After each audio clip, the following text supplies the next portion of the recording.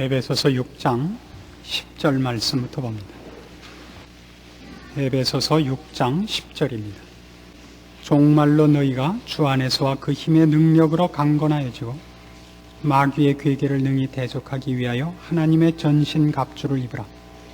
우리의 씨름은 혈과 육에 대한 것이 아니요 정사와 권세와 이 어두움의 세상 주관자들과 하늘에 있는 악의 영들에게 대함이라. 그러므로 하나님의 전신 갑주를 취하라. 이는 악한 날에 너희가 능히 대적하고 모든 일을 행한 후에 서기 위함이라. 오늘 우리가 생각해 볼 말씀은 이 마귀의 괴계에 대한, 지성에 대한 공격 다음에 오는 체험으로 말미암는 공격 혹은 감정으로 인한 마귀의 괴계를 살펴보는 대목입니다. 여러분들도 신앙생활을 하면서 이 일에 대하여 여러분 나름대로의 어떤 선입관이 있으실 겁니다. 여러분은 개인적으로 생각할 때 여러분들이 신앙의 형태가 지성주의자 같습니까? 감정주의자 같습니까?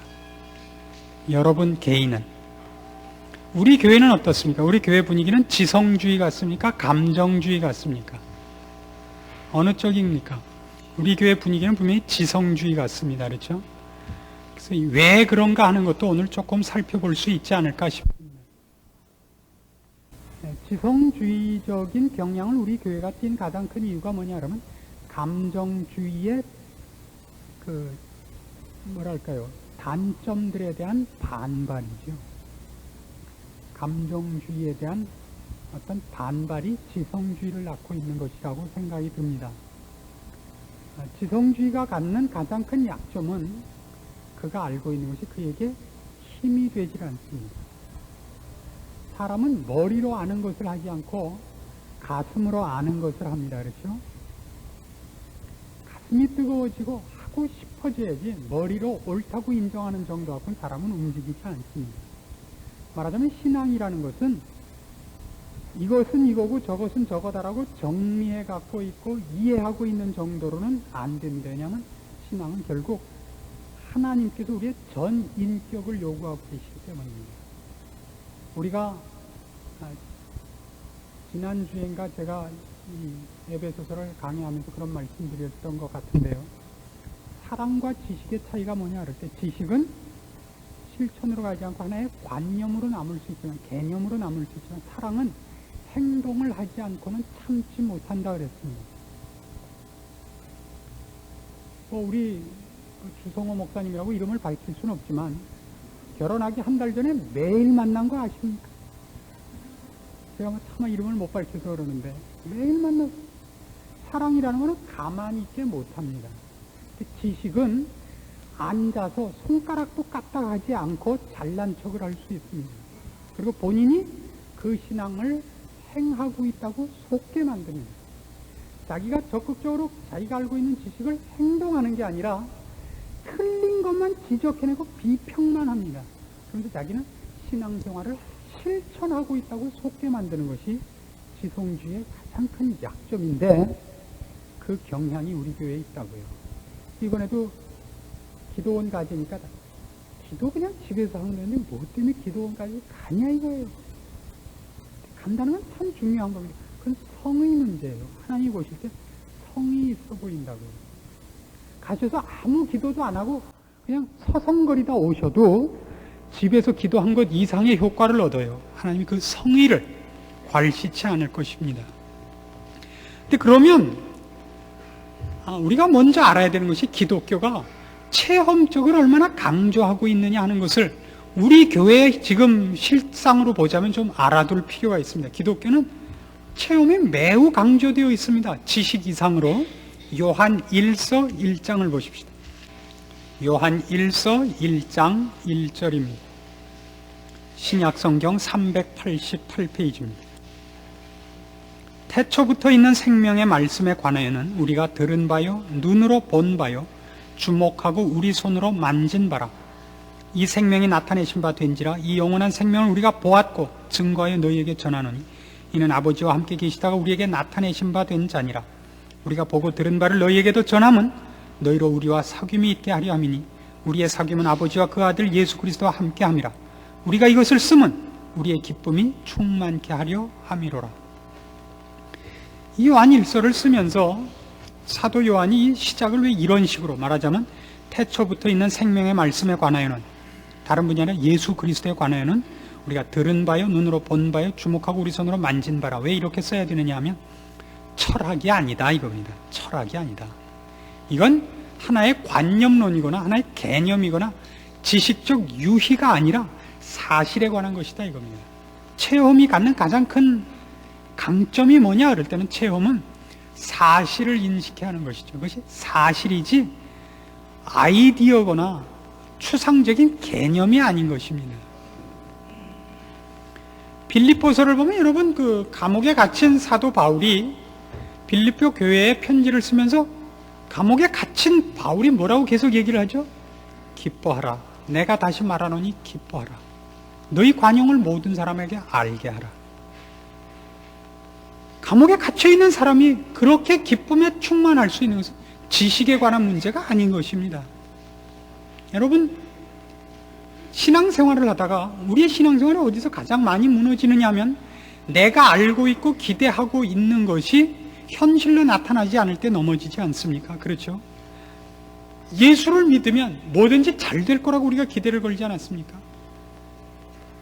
근데 실제로 해보니까 예수를 믿으니까 어때요? 훨씬 고달프다고요. 그래서 그 고통을 면하는 방법으로 지성주의자들은 뭘 택하느냐 하면, 신앙생활을 고통스러운 경지까지 들어가지 않는다고요. 그래서 고통을 면해요. 성경이 얘기하는 바는 그 고통을 주께서 주시는 위로로 견뎌내며 주께서 주시는 힘으로 고통 속에 있는 평안, 절망 속에 있는 소망으로 유지해 나가라고 성경은 가르치는 것입니다. 그건 지식이 아니고 현실로 나타나야 되는 사실인 것입니다. 그것을 다른 말로 할 때 체험이라 그러죠. 체험이라는 게 뭐예요? 하나님이 세상을 이처럼 사랑하사 독생자를 주셨다라는 말씀이 모든 사람에게 주셨다는 것이 나는 아닌 것 같았는데 어느 날 주께서 나를 찾아오셨다고요. 그래서 그 말이 사실이구나, 진짜구나를 확인하게 되는 것 아니에요? 사실을 내가 경험하는 것입니다. 그것을 체험이라 그럽니다.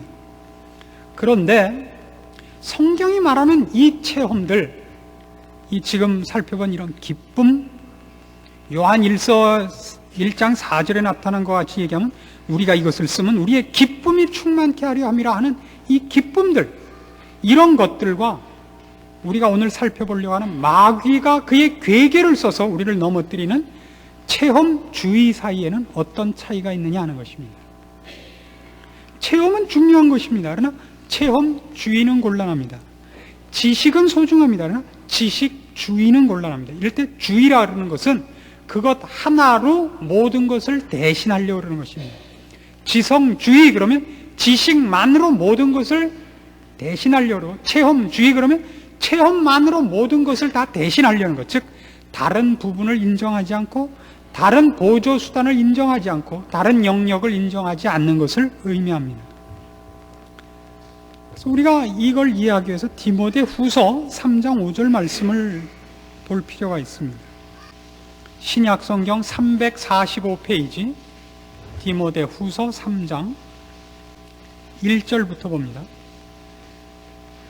디모데 후서 3장 1절입니다. 네가 이것을 알라. 말세에 고통하는 때가 이르리니 사람들은 자기를 사랑하며 돈을 사랑하며 자긍하며 교만하며 회방하며 부모를 거역하며 감사치 아니하며 거룩하지 아니하며 무정하며 원통함을 풀지 아니하며 참소하며 절제하지 못하며 사나우며 선한 것을 좋아하니하며 배반하여 팔며 조급하며 자고하며 쾌락을 사랑하기를 하나님 사랑하는 것보다 더하며, 이게 여러분이 좋아하는 거 하나 나왔죠? 그리고 5절, 경건의 모양은 있으나 경건의 능력은 부인하는 자라. 경건의 모양은 있는데 경건의 능력은 부인한다는 건 무슨 말이냐면요, 경건에 대한 지식과 경건에 대한 동의가 있어요. 경건에 대한 내용에 대해 동의해요. 인정을 해요. 근데 그것이 그를 붙잡아 변화시키지 못해요. 경건의 능력을 부인한다는 게 그런 뜻입니다. 예수를 믿어야 된다는 것을 압니다. 주님의 말씀대로 살아야 된다는 걸 압니다. 그걸 인정합니다. 근데 주님의 말씀에 붙잡혀 변화된 삶을 살지는 않습니다. 경건의 모양은 있으나 경건의 변죽은 울리나 경건한 실천과 경건한 생활을 실제로 시행하진 않습니다. 즉 자기가 믿는다 그러고 자기가 인정하는 내용들이 그에게 삶을 변화시키는 힘과 지식으로 작용하지 않습니다. 오늘날 교인들이 전부 이 문제에 빠져 있다고 생각합니다. 그럼 바로 이럴 때 이 경건의 모양과 능력에서 여러분 잘 생각할 건 이거예요. 체험주의든 지성주의든 결국 싸움이 어디로 오느냐 하면 둘 다 똑같아요. 똑같은 실수를 하나는 지성주의로 하고 하나는 체험주의로 하는데, 지성주의가 그가 동의하고 알고 있는 지식만을 자랑하고 그것을 실천하는 데까지 인정하지 않아서 경건의 모양은 있으나 경건의 능력이 없듯이, 체험주의도 결국은 뭐냐면 같은 사실로 기뻐하고 있습니다. 자기가 경험한 사실, 자기가 확인한 성경의 내용들을 기뻐하지만 그것이 자기에게 찾아와서 확인된 기쁨에 집중되어 있지 그것이 그를 변화시키는 것으로는 안 나와요. 그러니까 지성주의와 체험주의가 다를 거라고 생각하지 마세요. 똑같아요. 어느 거나 다 똑같습니다. 뭐에서 똑같냐면 마귀의 괴계의 궁극적인 목적, 그러니까 내가 잘하고 있느냐 잘못하고 있느냐를 보는 건 지성주의로 갔느냐 체험주의로 갔느냐 무슨 신비주의로 갔느냐가 아니라 궁극적으로 그리스도께 붙잡혀 순종하는 신앙생활을 하느냐 안 하느냐라고. 결국 언제나 그걸로 확인해 봐야 됩니다. 난 저런 실수를 하지 않는다.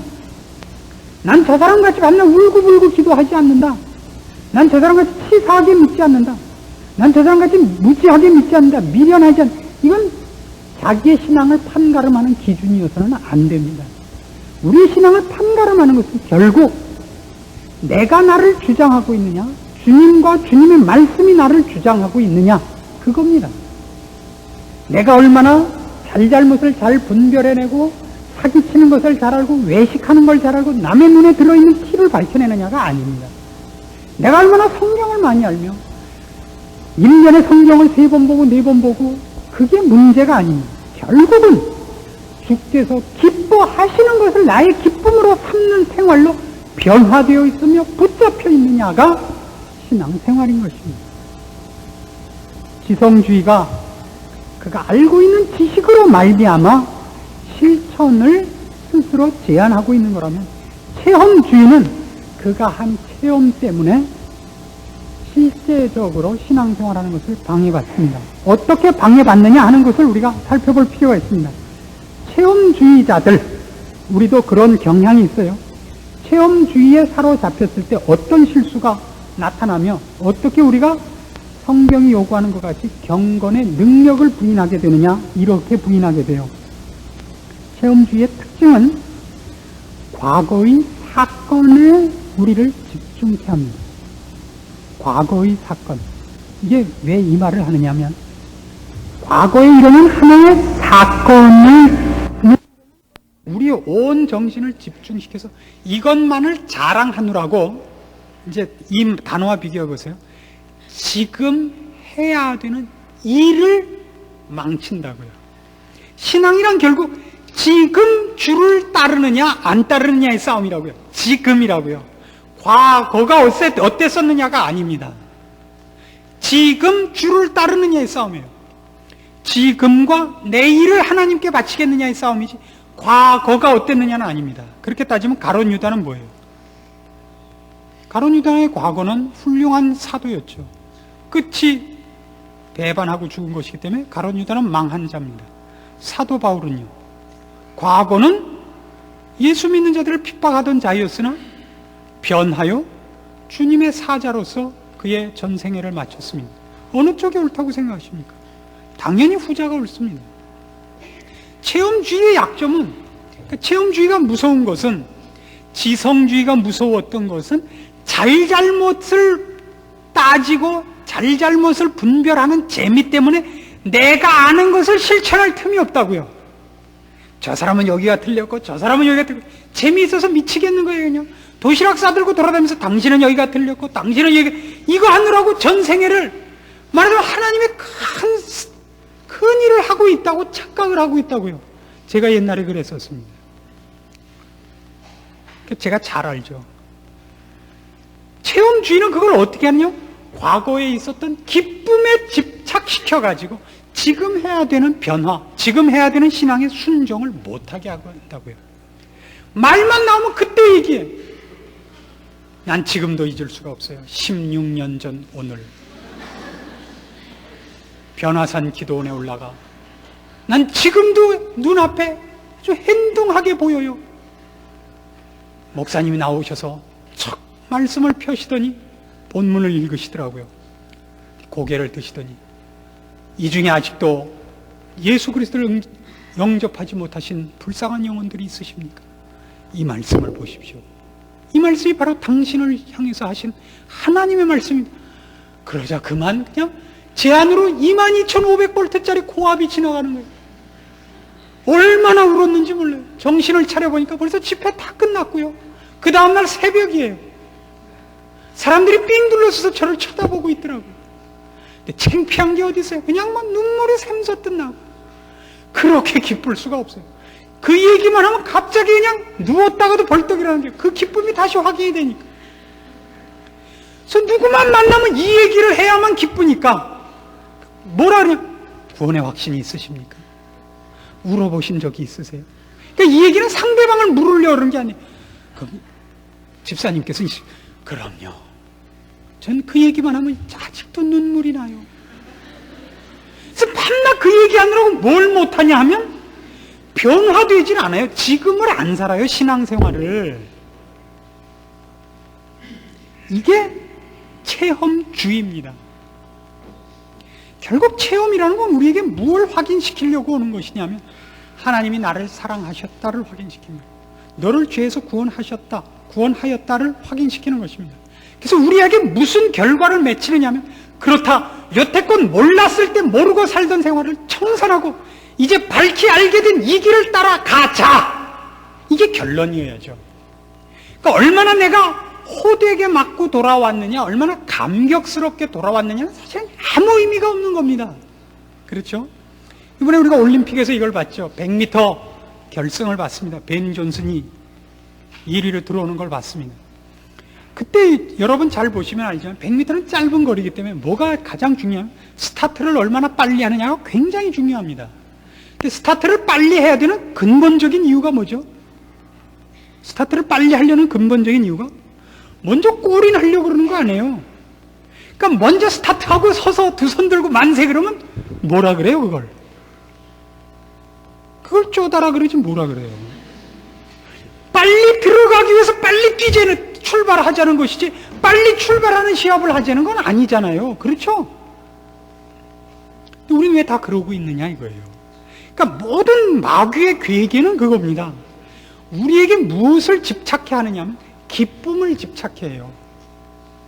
물론 그것은 주께서 주신 기쁨입니다. 그러나 그 기쁨마저도 우리에게서 무엇을 뺏는 것으로 작용할 수 있느냐면 오늘을 주님의 사람으로 사는 일을 방해하는 것으로 쓰일 수 있다는 건 놀랍죠. 참 놀랍죠.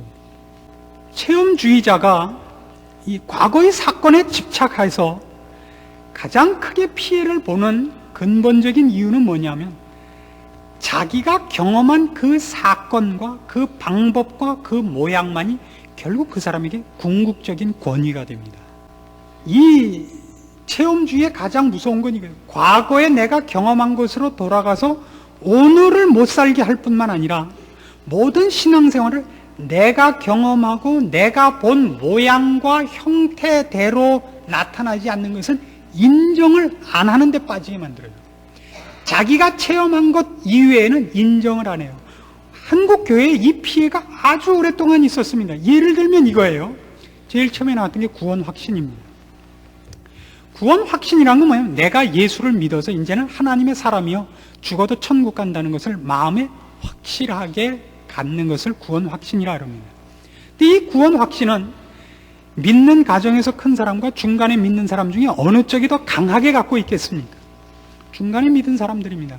그럼 분명히 안 믿었던 세월이 있다가 거기서 180도 변화하여 믿는 쪽으로 방향을 바꾼 변화가 있습니다.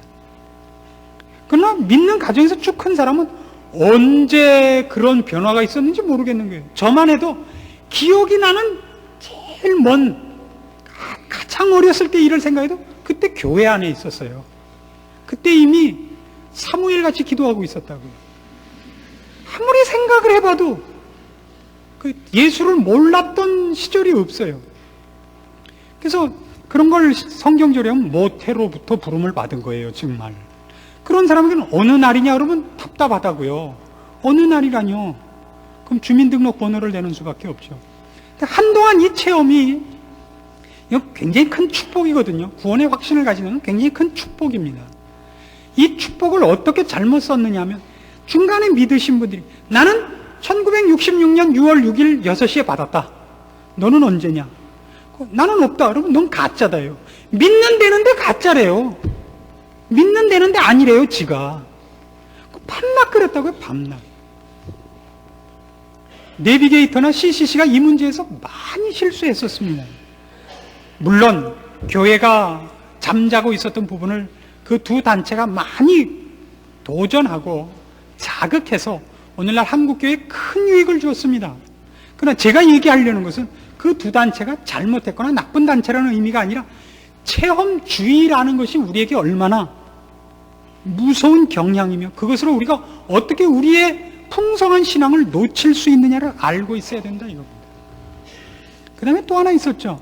순복음교회가 일으켰던 성령 세례. 성령 세례를 받으면 방언을 한다고 우기기 시작을 했어요. 성령 세례는 꼭 방언 받지 않아요. 성령님이 계시는 증거로서 꼭 방언이 있지 않습니다. 저도 방언 못 해봤습니다. 물론 영어 방언은 제가 좀 합니다만은 그들이 얘기하는 식의 그 신령한 방언을 해본 적은 없습니다. 저도 한동안 하도 약이 올라서 하나님께 그걸 구했었습니다. 주님, 제가 불민하고 제가 간절히 구하지 않아서 이것을 못 받았다면 그리고 마땅히 성도들이 받아야 하는 것이라면 허락하여 주십시오라고 매달렸었습니다. 안 주셨어요. 그러니까 안 줘도 충분한가 봐요, 저는. 그것들이 다 어떤 형태로 우리에게 작용했죠? 그것만을 강조하는 바람에 서로가 충돌해서 뭘 낳았죠? 받았냐 못 받았냐, 받았냐 못 받았냐. 구원 확신이 있냐 없냐. 그리고 뭘 못했냐면 신자로서 살아야 하는 싸움은 다 빼앗기고 매일 그 고민과 그 싸움밖에 하지 않게 됐다고요. 왜 그렇게 됐다고요? 자기가 경험한 방법과 형태만이 유일한 권위가 된다고요. 진리를 규명하는 유일한 권위가 돼요. 말씀이 권위가 되지가 않습니다. 그래서 모두가 자기 갖기를 요구하게 됩니다. 가장 크죠. 그래서 언제나 무슨 말을 하려면 어디로 돌아가야 되냐면 내가 겪었던 기쁨 하고 내 권위로 돌아가야죠. 우리가 무슨 얘기를 권면할 때 성경이 말씀하시기를, 주께서 말씀하시기를 이라고 돌아가듯이 그들은 우리에게 무슨 말을 하려면 그때 내가 받았던 기쁨, 그때 내가 가졌던 환희 이렇게 꼭 그 얘기를 반복을 해야 돼요. 왜요? 그게 그의 권위니까. 그래갖고 이것이 그의 권위가 되어 자랑하게 되고 그것을 자기의 권위로 갖고 있는 한은 그 기쁨, 즉 자기의 권위를 확인하는 이 기쁨의 반복을 요구하지 삶의 변화를 추구하지 않습니다. 여러분, 우리는 어쨌든 지성주의에 빠져 있거나 아마 이 체험주의에 빠져 있거나 둘 중에 하나일 겁니다. 그리고 우리 교회는 물론 지성주의에 많이 빠져 있을 겁니다. 체험주의는 별로 얘기할 필요가 없을 것 같지만 얘기하는 이유는 지성주의로 빠지는 가장 큰 이유가 체험주의에 대한 반발 때문에 빠지기 때문에, 반발로 빠지기 때문에 제가 특별히 강조를 합니다. 남이 그렇게 사는 거 싫죠. 기도만 하면 울고불고 기도가 그냥 반복이 되죠. 반복이. 기도 한 문장 속에 3분의 2는 하나님 아버지, 사랑하시는 하나님 아버지 주여 그리고 또 한마디 하고, 하나님 아버지 사랑하시는 주여, 또 한마디. 가만히 들어보면 1시간 기도하는 중에 59분은 하나님 아버지 사랑하시는 주님 주여 이거고 말은 1분밖에 없단 말이에요. 옆에서 그런 사람 하나 떠들고 기도하면 싫다고요. 그죠? 그래서 우리는 에이, 난 그렇게 기도하기 싫어. 난 조용한 데서 나 혼자 그냥 조용히 할 테야. 근데 혼자서 조용히 해보면요, 잘 안 돼요. 한 거 같다고요. 남이 그렇게 하는 거 보면 아유, 저건 또 저렇게 해. 그러고 있어. 나는 한 거 같아요, 여러분. 안 했잖아요. 여기가 가장 큰 문제라고요. 결국 안 하더라고요. 그러니까 마귀의 괴계가 얼마나 놀라운지 아세요? 결국 일루 쳐서 못하게 하고 뒤집어서 못하게 해요. 결국은 기도 못하게 해요. 결국은 신앙생활을 못하게 한다고요. 우리가 결국 해야 되는 건 뭐냐면 나는 저 잘못에 빠지지 않았습니다. 나는 저렇게는 안 합니다가 아니라 주를 알고 사귀고 주를 체험하는 데서 실패하는 것입니다. 의에 줄이고 목마르는 데서 실패하는 겁니다. 열심을 품고 주를 섬기는 데서 실패하는 것입니다. 이걸 안타까워해야 됩니다. 기도란 다른 것이 아닙니다. 주를 만나기 소원하는 것이죠. 그게 기도입니다. 기도를 성경에서는 이렇게까지 높입니다. 기도를 안 하는 죄라 그러죠. 기도를 쉬는 죄. 이건 참으로 큰 죄입니다. 부모 입장에서 볼 때 자식이 제일 미운 게 뭐냐면 부모 말 안 듣는 거죠. 부모 말 안 듣는 것이 미울 거예요. 자식이 말해요. 자기 앞가림 혼자 다 하고 그래도 부모와 상의하지 않고 혼자 자기 일 얄밉게 다 하면 그것도 미워요. 그렇죠? 사실 제일 섭섭한 게 뭔지 아세요? 젊은 분들은 꼭 기억을 하세요. 부모하고 의논하지 않고 어느 날 갑자기 나 이 사람하고 결혼할래요. 그런 거 참 섭섭해요. 사전에 한 번만 얘기를 해 주셔야 돼요. 저도 안 했지만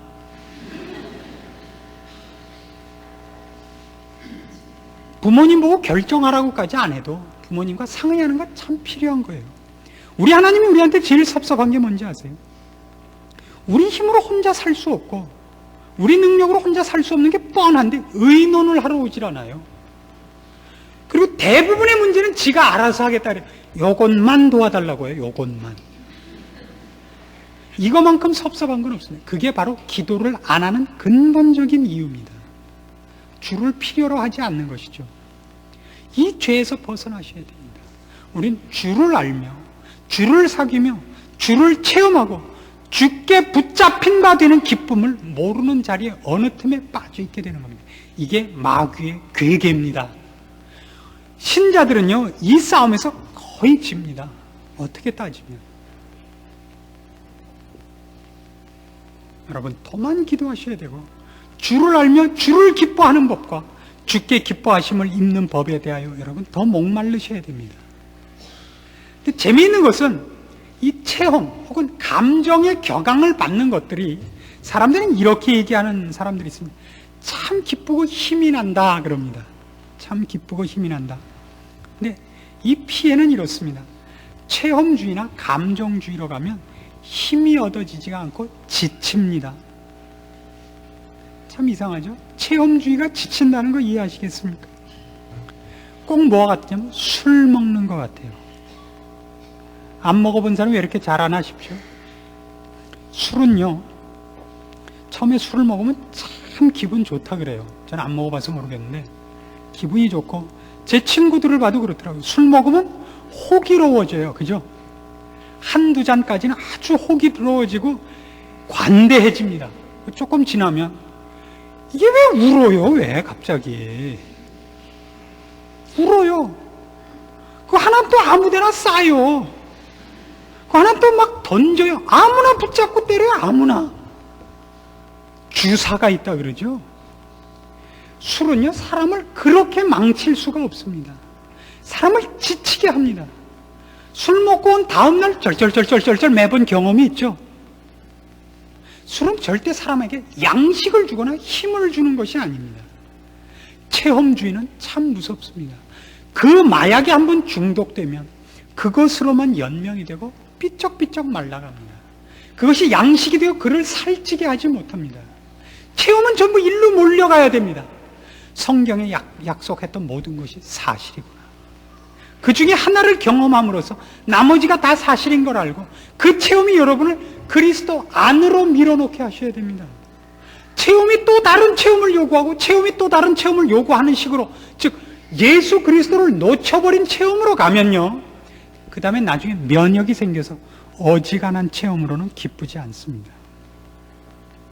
계속 비쩍비쩍 말라가고 사람을 만나면 자꾸 확인만 하려고 합니다. 내가 괜찮은 사람이지, 내가 괜찮은 사람이지, 이거 확인만 하고 다니게 됩니다. 술 먹고 제일 많이 떠드는 게 뭐죠? 술 먹은 사람들 하는 얘기? 전부 자기 변명이죠, 그게. 그래서 가만히 얘기 들으면 술 먹었을 때는 전부 자기 얘기만 해요. 그러니까 남이 얘기하는 거 하나도 안 들어요. 남이 얘기하는 거 계속 집어먹다가 잠깐 딸꾹질 나서 쉴 때 딱 자르고 들어가서 사실은 내가 그때 내가 자기 얘기하고 자기 변명하기 바쁘다고요. 그동안 내가 섭섭했었는데 내가 정말 말 안 하려고 그랬는데 기왕 얘기 나온 김에 뭐 어쨌다고 내가 괜찮은 사람이고 네가 악당이었다. 내가 그거 같이 피곤한 게 없습니다. 여러분, 체험이 여러분을 그리스도 안에 몰고 가서 내가 자랑할 것은 예수 그리스도뿐이라, 나는 그리스도 십자가 밑에 내장되었느니라 라는 곳으로 몰고 가지 못하면 기쁨은 없습니다. 체험은 여러분을 넘어뜨리는 것이 되고 여러분 피를 말리는 것이 됩니다. 체험 주의로는 가지 마십시오. 우린 마땅히 기쁨이 있어야 됩니다. 하나님이 우리를 찾아오시고 여기 하신 말씀들이 과연 나에게 하신 말씀인 것을 밝히 보여주셔야 됩니다. 기쁨이 충만해야 마땅합니다. 감옥에 갇히고 매를 맞으면서도 기뻐하라, 내가 다시 말하노니 기뻐하라라고 외칠 수 있어야 됩니다. 왜요? 그 체험이 우리를 그리스도를 알게 하며 그리스도 안에 우리를 몰아넣으며 십자가 아래 우리를 몰아넣게 하는 중요한 사실이기 때문에 그렇습니다. 그것으로 여러분에게 체험이 있어야 됩니다. 마귀의 계기가 뭐죠? 십자가와 그리스도로부터 우리를 분리시키는 것. 내 손에 다른 거 쥐어준 것, 사탕 하나를 쥐어준 것 때문에 십자가를 놓게 만드는 것.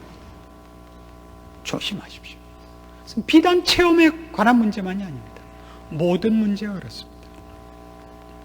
여러분의 신앙을 이제 점검해 주시기 바랍니다.